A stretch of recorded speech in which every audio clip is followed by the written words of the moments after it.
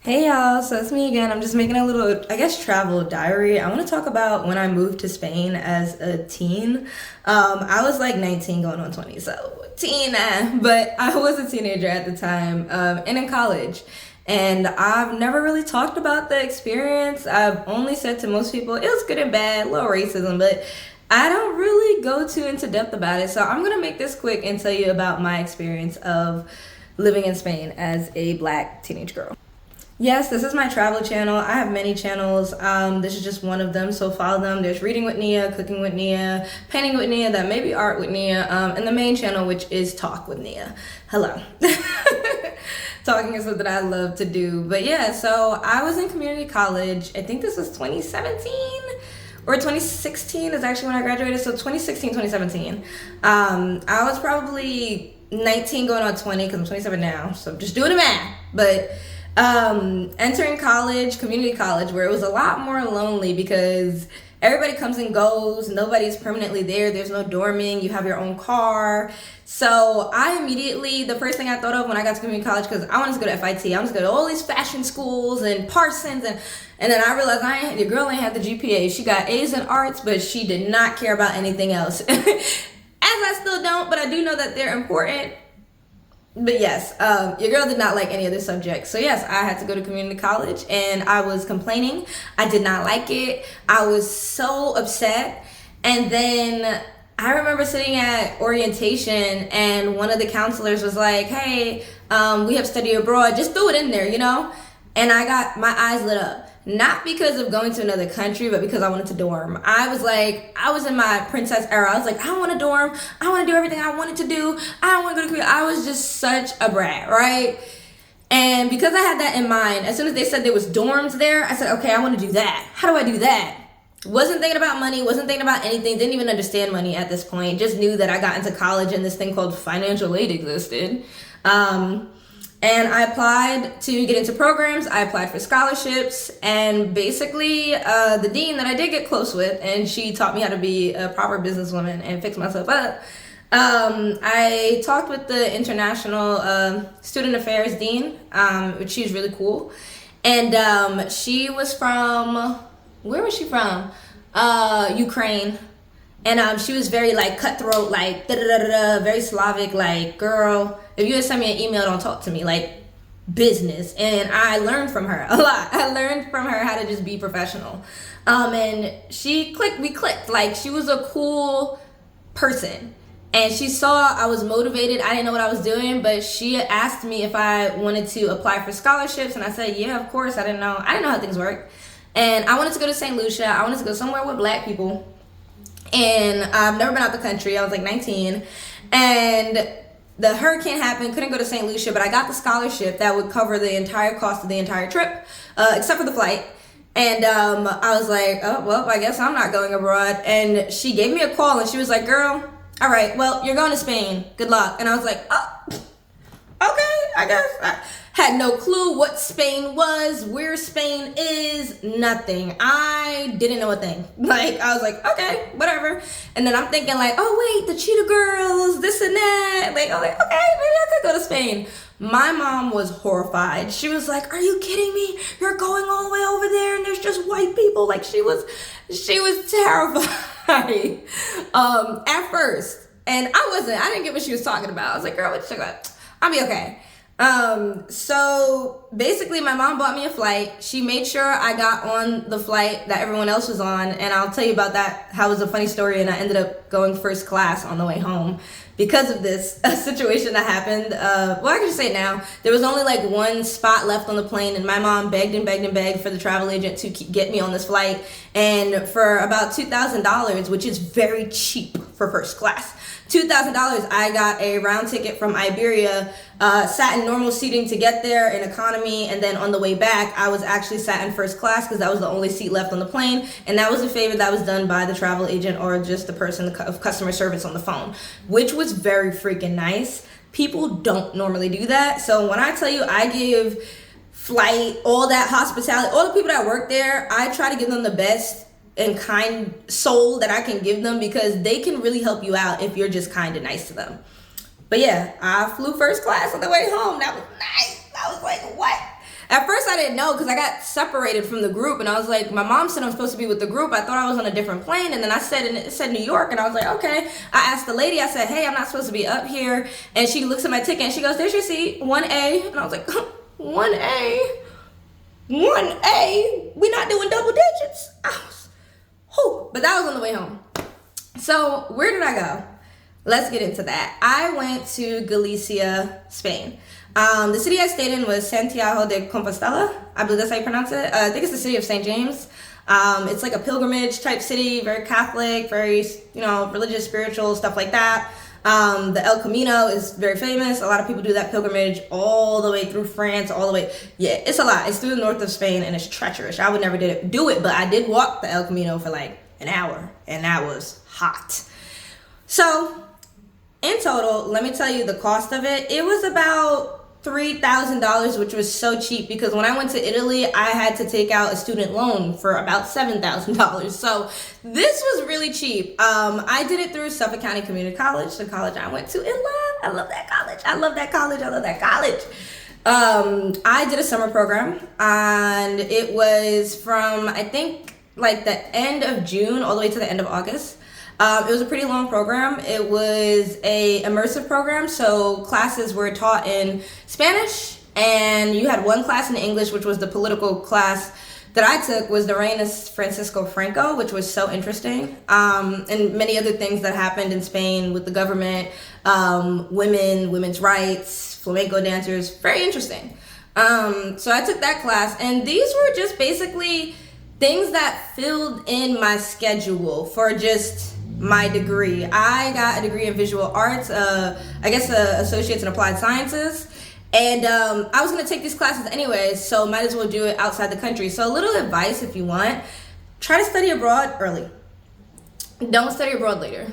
Do not, because it's going to be pointless unless you're rich and you just want to go out there and do whatever. Fine, because some people did that. Some rich people, they did that. If you're filthy rich and you just want to go and do it, fine, whatever. You just want to say you did it. But for the most part, always study abroad. Your freshman and junior year. Am I saying that correctly? Or sophomore? I don't know. The first 2 years of college. It's been a minute. So that's what I did. And I didn't do it thinking ahead. I just did it because I was like, I want a dorm. So I leave for Spain, and then a funny thing happened too. I lost my phone. I think it got stolen. Basically, somebody pickpocketed me, so lesson learned, but I will just say I lost it. And it was a sparkly, cute pink phone, and it was a Galaxy, and I'm freaking out. It's my first time out of the country. So basically, Iberia is the worst of the worst, and we had a layover in Spain. And basically, I don't know if I should even do a separate topic of that. Hold on, I might do a separate topic. Talking about what happened to me when I first arrived to Spain, because it's a pretty interesting story and it goes too long. So let's continue. So living in Galicia, it's not a place where you see a lot of black people. It's not. When I was there, I think I was one of the 3 black people in town, and including my classmate that was there. So us 2, we were already from America. The other one, I just remember seeing her all the time for some reason, but she worked somewhere. Not a lot of black people in town. I think that this trip really opened me up to culture. I always thought about African culture, blackness, things like that. I'm African American, so I am not directly related to African culture. I still have to study it, learn it, and breathe it. Like, it's not something that's natural to me. If anything, people probably just call me black instead of African American. Yeah, that's something I had to learn. Going to Spain was a pretty big eye-opener to who I am, which is an American, period. I remember one class I was in. It was my Spanish class, which was cool because it was an immersive course and it was international. There was kids from everywhere, like people that are from Canada, Saudi Arabia, Qatar. You had people from South Korea, Japan. And Australia. It was so cool having a diverse group of basically classmates, which became friends for me. So I remember sitting in class and we had to write down our nationality. And I wrote down like Africana, Americana, something like that, just trying to say I'm African American. Didn't know what I was writing. I don't know. I did not do that great in Spanish, but I could understand some things and get to where I'm going. That's what I can do. And I'm open to learning more till this day. I remember my teacher telling me, girl, scratch that African part off. I was like, what? What you mean? She's just like, you're not African American, basically, to my face. And I was like, what? And she was Bulgarian. That was the other strange part, which was cool. She was Bulgarian, but she taught Spanish in Spain. It was so interesting. I would have thought she was Spanish if I came across her. I would have thought she was from Española, like Conquistadora, but no, she was from Bulgaria, which was interesting. And she looked at me and she was just like, something ustedes, not ustedes, the United States. Don't critique my Spanish. I don't know. I know certain things and I don't know, okay? So she was just basically saying, you're from the United States, you're American. That's all you gotta write. That's it. You don't have a nationality other than being American. And I was like, pause. Like, I was 19-year-old me being told I'm a black girl, I'm African American, we black, we own this, And then leaving the country and they're like, girl, go take your American passport, go sit down. I had to learn that there's a difference. That was the biggest eye-opener. I really think that's why people should travel more, to see how they will be treated and who they are once they leave this country. In this country, you're black, right? African American, you get a prefix there, right? We get prefixes, except for YT people, which confuses me, but it's okay. We get prefixes.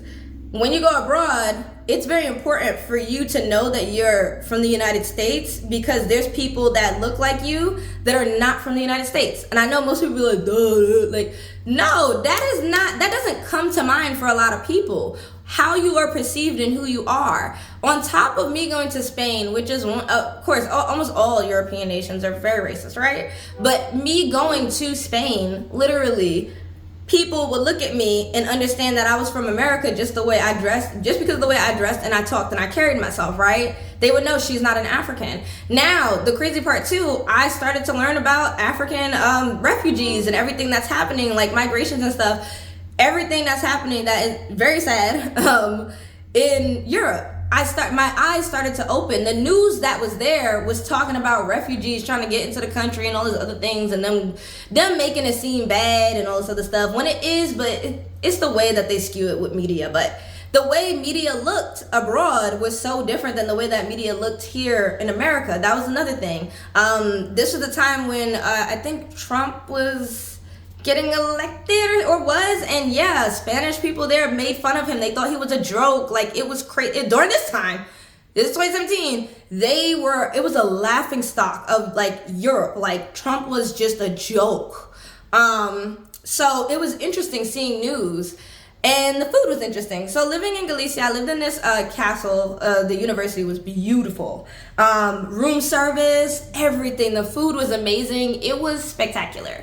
And I basically dormed at the university. I had a lot of free time to do what I want. In another video, I'll go into all the ins and outs and the dramas that had happened there. But for now, I think I really just want to focus on talking about like the program itself and just living in Spain as a 19-year-old girl. Didn't find love there. I didn't. But I did open up to dating other races when I went to Spain. Like, I was able to see beauty in other cultures because I was immersed in it. I just have this thing with Hispanic culture where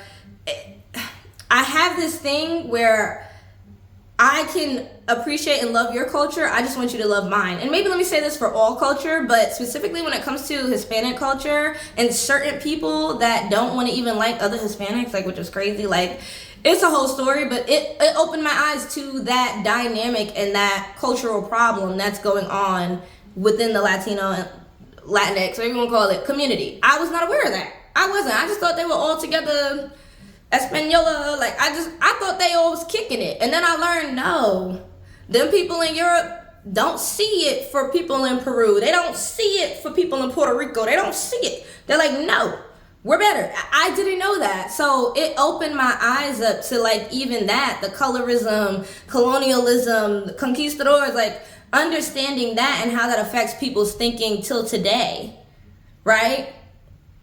Now, not everybody's awful. I want to say that. When I say this, I know you're like, wow, like they're all messed up. No, it just made me more willing to understand another culture and how complex it is, just like mine. And understanding that there's good and bad people, but also getting around to who you want to be around. Do you want to be around the good or the bad? Do you want to be around the Hispanic people that don't like their blackness? Or do you want to be around the ones that do love their blackness? And if they don't even have an inch of blackness in them, they still F with blackness. That's what I want for myself. This car right here, he has his lights on, his like blinkers. His car is gonna turn off. People don't get that when they leave their blinkers on. That's burning the fuel or batteries. Oh, he moved it. Okay. But anyways, y'all know I get distracted. I really got to a point where I was realizing there's a problem in Spain when it comes to racism and colorism. I got treated really badly when I would go to restaurants, and like they would see, you know, the white people in my group and then see me and then kind of like give me a cold shoulder or think that I wasn't gonna pay or was really rude to me. I experienced that, but then I also experienced good things. I experienced people that said they love my music, they love hip hop, they love, you know, I experienced other things as well. But I want to let you know it was an uncomfortable thing for me, because when you leave this country, you don't expect people to be so cold. So when it comes to Spain or Europe in general, but let me talk about Spain, they're very cold. I don't know how to describe it. They're very like, they don't say hi, how are you? There's no reason to. Like, we do that here in America, but it's not normal over there. So I had to get used to that. And with the whole phone thing, by the way, my mom worked at the post office at the time, so she mailed me a new phone. It was all good, but it was a lot. I was crying and freaking out because of that moment, but I'm all right. So with that being said, I left Spain pretty okay. I got like, I think 2 A's and 1 B. It was a Spanish class, that was hard for me. But I lived there for like about 2 months. It was hot. I took the bus to the mall a lot. I didn't have time to take the train all the way to like different places. I went to La Coruña. I went to Owen's Island.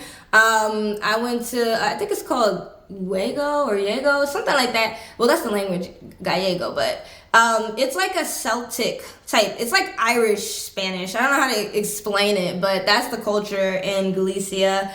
But yeah, it was pretty fun. I loved it.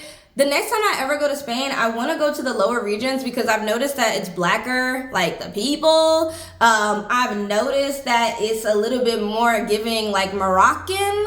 So I kind of would love to explore that. I'm not going to be closed-minded to it, but I will say it does make me nervous, especially everything going on with tourism, how they don't want tourists. Meanwhile, tourists are a big part of their economy, just like any other city or place in Europe. But hey, that's what they want. That's what they get. I don't know. I don't know what else is coming out of Spain besides, I don't know, Zara. I don't know. But hey, if you're interested in going to Spain, definitely write some questions below.